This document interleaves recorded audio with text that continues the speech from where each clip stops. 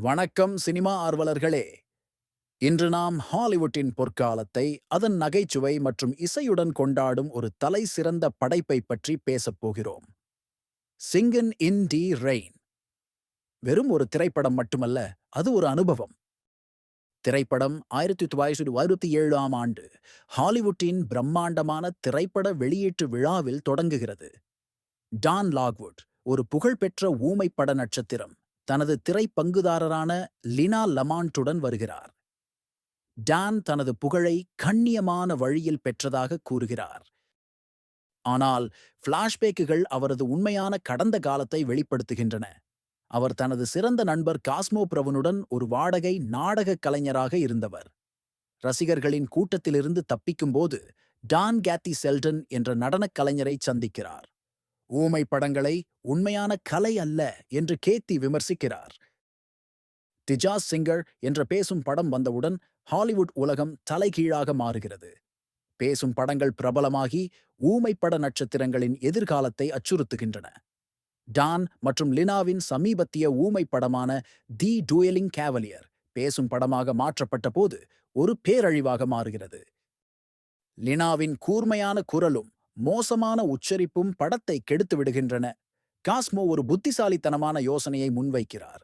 அந்த படத்தை ஒரு இசை நாடகமாக மாற்றி கேத்தியை ரகசியமாக லினாவின் குரலுக்கு பின்னணி பேச வைக்கலாம் என்கிறார். இது ஒரு புரட்சிகரமான யோசனை. டான் மற்றும் கேத்தி காதலில் விழும்போது லினா பின்னணி பேசும் திட்டத்தை கண்டுபிடிக்கிறாள். கோபமடைந்த அவள் அந்த புகழை தானே எடுத்துக்கொள்ள முயற்சிக்கிறாள். கேத்தியை தனது குரல் அடிமையாக மறைந்திருக்க வேண்டும் என்று மிரட்டுகிறாள். தி டான்சிங் கேவலியர் என்ற புதிய பதிப்பின் வெளியீட்டு விழாவில் பார்வையாளர்கள் ஆரவாரம் செய்கிறார்கள். லினா தானே பாடியதாக வலியுறுத்துகிறாள். ஆனால் டான், காஸ்மோ மற்றும் ஸ்டுடியோ முதலாளி எஃப் ஆகியோர் கேத்தியை மேடைக்கு அழைத்து வந்து நேரடியாக பாடச் சொல்கிறார்கள். லீனா அவமானப்படுத்தப்படுகிறாள். கேத்தி கொண்டாடப்படுகிறாள். டான் தனது காதலை அவளிடம் வெளிப்படுத்துகிறான். இது ஒரு அற்புதமான திருப்பம். ஒரு காதல் நிறைந்த மாலைக்குப் பிறகு டான் மழையில் நின்று மகிழ்ச்சியுடன் பாடி நடனமாடுகிறார். இதுதான் புகழ்பெற்ற சிங்கின் இன் தி ரெயின் பாடல் காட்சி. இந்த காட்சி சினிமா வரலாற்றில் ஒரு மைல்கல். திரைப்படம் டான் மற்றும் கேத்தி சிங்கின் இன் தி ரெயின் படத்தில் இணைந்து நடிப்பதன் மூலம் முடிவடைகிறது. அவர்கள் ஒரு உண்மையான ஹாலிவுட் சக்தி ஜோடியாக மாறுகிறார்கள். இது ஒரு மகிழ்ச்சியான முடிவு. இந்த திரைப்படம் ஹாலிவுட் மீதான ஒரு புத்திசாலித்தனமான நையாண்டி.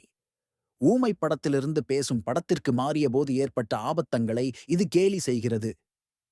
கலைக்கும் புகழுக்கும் இடையிலான வேறுபாட்டை கேத்தி தனது கதாபாத்திரத்தின் மூலம் உணர்த்துகிறாள். காஸ்மோவின் கதாபாத்திரம் நகைச்சுவையையும் புத்திசாலித்தனமான தீர்வுகளையும் வழங்குகிறது. இது நட்பின் முக்கியத்துவத்தை வலியுறுத்துகிறது. பாடல் மற்றும் நடனம் மனித உணர்வுகளின் தூய வெளிப்பாடாக காட்டப்படுகிறது. இது நடிப்பின் மகிழ்ச்சியை பறைசாற்றுகிறது. இந்த திரைப்படம் பல வகைகளை அற்புதமாக ஒன்றிணைக்கிறது. நகைச்சுவை, காதல் மற்றும் இசை எண்கள் ஆகியவை ஒருங்கே அமைந்துள்ளன. வலுவான நடனக் காட்சிகளை மையமாகக் கொண்டு கதை கட்டமைக்கப்பட்டுள்ளது. வண்ணமயமான டெக்னிகலர் காட்சிகள் மற்றும் ஸ்டைலான செட்கள் பயன்படுத்தப்பட்டுள்ளன. இசை வெறும் பொழுதுபோக்கிற்காக மட்டுமல்லாமல் கதையை முன்னோக்கி நகர்த்தவும் பயன்படுத்தப்படுகிறது. ஹாலிவுட்டையே லேசாக கேலி செய்யும் ஒரு நையாண்டி தன்மையும் இதில் உள்ளது. சிங்கின் இன் தி ரெயின் ஒரு மகிழ்ச்சியான இசை நாடகம் மட்டுமல்ல. இது ஹாலிவுட்டின் வளர்ச்சிப் படிகள் குறித்த ஒரு புத்திசாலித்தனமான விமர்சனமும் கூட. அதன் காலத்தால் அழியாத பாடல்களும் தொற்றிக்கொள்ளும் உற்சாகமும் இதை எப்போதும் சிறந்த படங்களில் ஒன்றாக வைத்திருக்கின்றன. ஒன்ட் இந்த வீடியோவில் உங்களுக்கு பயனுள்ள மற்றும் சுவாரஸ்யமான தகவல்களை பகிர்ந்து கொள்ள இருக்கிறோம். வீடியோவை முழுமையாக பாருங்கள். உங்களுக்கு பிடித்திருந்தால் லைக் செய்யவும், ஷேர் செய்யவும் மற்றும் எங்கள் சேனலை சப்ஸ்கிரைப் செய்ய மறக்காதீர்கள்.